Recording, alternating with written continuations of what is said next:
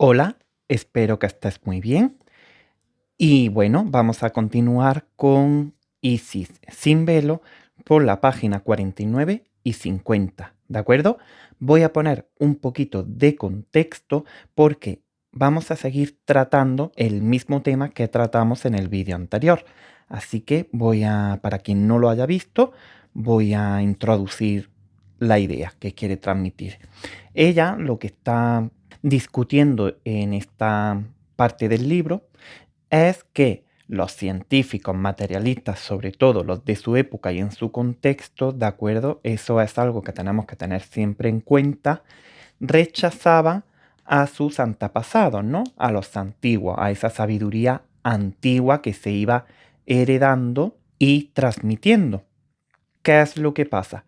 Que los científicos, para evitar la superstición, rechazaban todo tipo de ideología que no se basara científicamente. Entonces ya todos esos pensadores, todos esos filósofos quedaban totalmente descartados por el pensamiento dominante que era el científico materialista. Entonces Elena lo que está intentando hacer es defender esa ideología y pensamiento antiguo con argumentos y confrontarla contra ese pensamiento científico materialista, que obviamente no se le quita su valor, pero también hay que admitir que muchas raíces de ese pensamiento científico vienen o proceden de ese pensamiento más antiguo, ¿de acuerdo?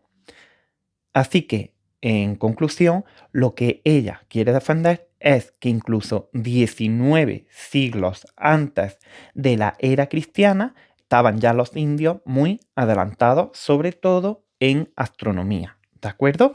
Así que vamos a continuar con el texto. Según dice Howe, se dividían en dos periodos de 6 meses de 30 días, con intervalo de un día llamado Vishuvan, Ecuador o día central, que partía el Satras en dos mitades. Howe es un orientalista del siglo XIX especializado en el estudio de la India y los Vedas, ¿vale? Sobre todo, algo que aclarar, cuando hablamos de la India, ahora mismo estamos hablando de la India de hace 2000 años antes de Cristo. Y cuando hablamos de Vedas, los Vedas son los escritos o conocimientos que realizaron esos indios, ¿vale? Así que ella, el primer argumento que utiliza es que ya los indios en ese periodo, 2000 años antes de Cristo, ya su año se dividían en dos periodos de 6 meses de 30 días. O sea que ya hace 2000 años los indios tenían conocimiento del sistema heliocéntrico, de que la Tierra era redonda y giraba alrededor del Sol, que tardaba en dar una vuelta un año, que ese año lo dividían en dos periodos de 6 meses y que cada mes tenían 30 días. O sea que no eran ajenos en astronomía, que no eran tan incultos como la ciencia materialista quería dar a entender. Y sigue a continuación.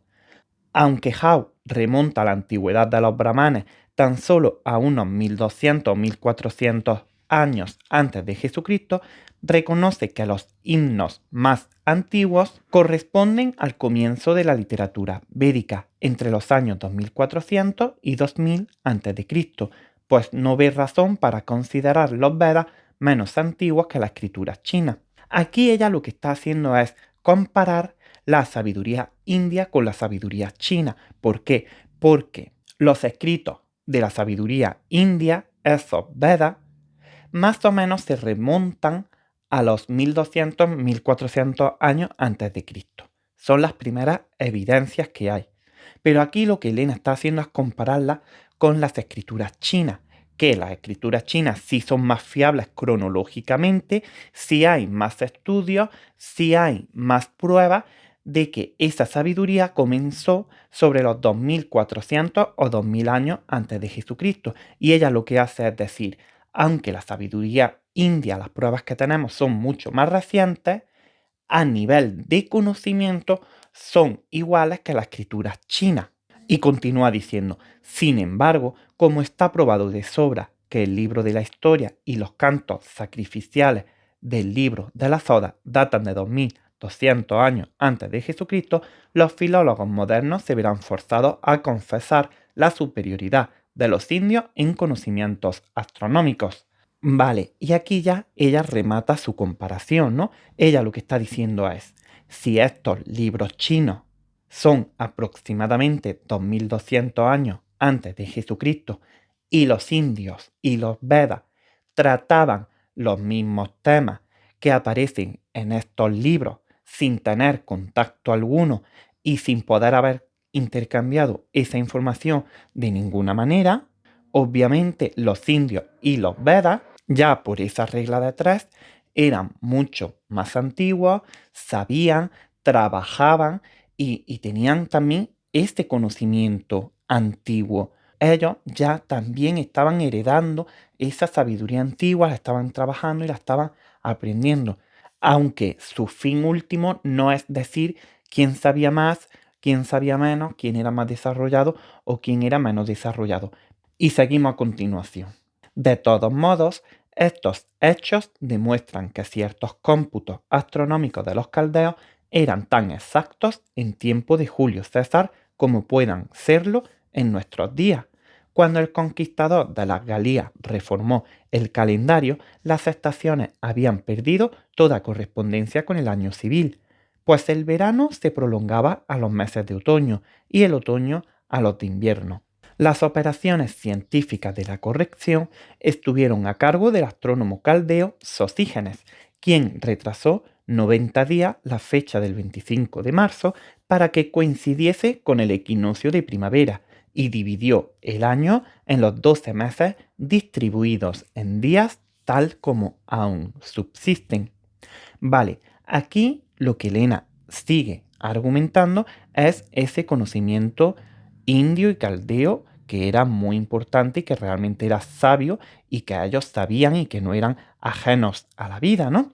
Entonces pone de ejemplo en el tiempo de Julio César, que era un tiempo moderno, entre comillas, porque estamos hablando de 40 o 50 años antes de Cristo, moderno, entre comillas, comparándolo con esa sabiduría india y antigua que data más de 2000 años antes de Cristo, ¿de acuerdo? Pues en ese tiempo el calendario que se manejaba en Roma estaba muy atrasado, ¿no? Estaba muy desfasado. El invierno correspondía con otoño, el otoño correspondía con verano, el verano con primavera, en fin, que no estaba cuadrado. Entonces, un astrónomo caldeo llamado Sosígenes corrigió ese calendario atrasándolo 90 días para que coincidiera la primavera con la primavera, el otoño con el otoño, el invierno con el invierno, en fin, atrasó el 25 de marzo 90 días y así consiguió que el calendario romano fuese correcto, incluso como hoy sigue, porque ese astrónomo caldeo ya dividió el año correctamente en 12 meses, como a día de hoy, 2000 y pico años después, sigue siendo pues nuestro calendario normal y corriente de los 12 meses. Entonces, aquí Elena lo que sigue argumentando es eso, ¿no? Que esa sabiduría antigua, que esa sabiduría caldea, no era algo ajeno a la vida, sino que era una ciencia exacta, no como se daba a entender en el tiempo de Elena, de que ellos no sabían absolutamente nada y que no sabían absolutamente nada y que todo era ajeno a la ciencia. Y sigue argumentando. El calendario de los aztecas mexicanos dividía el año en meses de igual número de días con tan escrupulosa exactitud calculados que ningún error descubrieron las comprobaciones efectuadas posteriormente en la época de Moctezuma, al paso que al desembarcar los españoles el año 1519 advirtieron que el calendario juliano por el cual se regía adelantaba 11 días con relación al tiempo exacto. O sea, aquí volvemos a lo mismo. En el tiempo de los aztecas mexicanos, que más o menos corresponde a 1325 después de Cristo, aquí ya sí estamos hablando de un tiempo más cercano a nosotros, pero que igualmente cuando España fue allí en 1519, incluso esta sabiduría europea española seguía atrasada a la sabiduría oriental, porque el calendario juliano que utilizaban ya los españoles en ese tiempo, aún así seguía retrasado 11 días al calendario exacto, y los mexicanos lo volvieron a corregir. Ella al final lo que quiere romper es esta idea de que tenemos como de que evolucionamos en línea recta y que antes no se sabía y que poco a poco se ha ido sabiendo. No, ya antes también se sabía. Obviamente a lo mejor no igual que ahora, pero ya sí se sabía. Esa es sobre todo la idea central que Elena quiere transmitir. Y por supuesto, ella no está diciendo que la India sea mejor que México, o que México sea mejor que España, o que India sea mejor que China. No, al final ella lo que está diciendo es, había una sabiduría antigua que se heredaba y una sabiduría que científicamente también estaba respaldada y que no era algo aleatorio. Y sigue diciendo a continuación, este párrafo sí es un poco más denso, lo voy a leer y luego lo vamos a desarrollar poco a poco. Gracias a las inestimables y fieles traducciones de los libros védicos y a los trabajos de investigación del Dr. Howe, podemos corroborar las afirmaciones de los filósofos herméticos y reconocer la indecible antigüedad de la época en que floreció el primer Zoroastro. Los brahmanas, cuya fecha remonta a 2000 años, describen los combates entre los indios prevédicos simbolizados en los devas y los iraníes en los asuras. ¿En qué época levantaría su voz el primer profeta iranio contra lo que llamaba la idolatría de los brahmanes, a quienes calificó de devas o, según él, demonios? Vale, aquí lo primero que está nombrando es a Zoroastro, que Zoroastro no es una persona, es un conjunto de personas que reformaron la religión o la ideología india, ¿no? Y usaron los mismos términos que se utilizaban en la India, pero los invirtieron. O sea, lo que en la India era ángeles y demonios, Zoroastro los invirtió. Y lo que era ángeles los convirtió en demonios, y lo que era demonio lo convirtió en ángeles, pero siempre eso, ¿no? Utilizando los mismos términos. Entonces, cuando dice, describen los combates entre los indios prevédicos simbolizados en los devas y los iraníes en los asuras. ¿En qué época levantaría su voz el primer profeta iraní contra lo que llamaban la idolatría de los brahmanes, a quien calificó de devas o, según él, demonios? Aquí está describiendo esa ideología zoroástrica, ¿no? Cuando invierte esos demonios en ángeles y esos ángeles en demonios. A ello responde Howe que estas luchas debieron parecerles a los autores de los brahmanes tan legendarias como les parecen las proezas del rey Arturo a los historiadores ingleses del siglo XIX. Y aquí ella lo que está diciendo es, cuando aparece ese primer Zoroastro, cuya fecha remonta Howe más o menos a 2000 años antes de Cristo, en estos mismos escritos ya se reflejaba que estas historias eran mucho y muy antiguas, como por ejemplo para nosotros son las historias del rey Arturo. Y lo que pretende transmitir Blavatsky es que aunque la India y Zoroastro ya se separaron y deformaron la ideología, al final todo pertenece al mismo tronco y al final son dos ramas de un mismo árbol, que aunque uno dijera esto es un ángel y otro dijera esto es un demonio, o este dijera esto es un demonio y este es un ángel, al final los dos utilizaban los mismos términos, al final los dos utilizaban las mismas creencias y al final todo pertenecía de una misma sabiduría, que eso es lo que Elena va a defender durante todo el libro, que sea la religión que sea la ideología que sea, al final todo viene de una misma sabiduría antigua y de una verdad universal. Y esto es lo que ella defiende durante todo el libro. Y esto es muy importante que lo tengamos claro.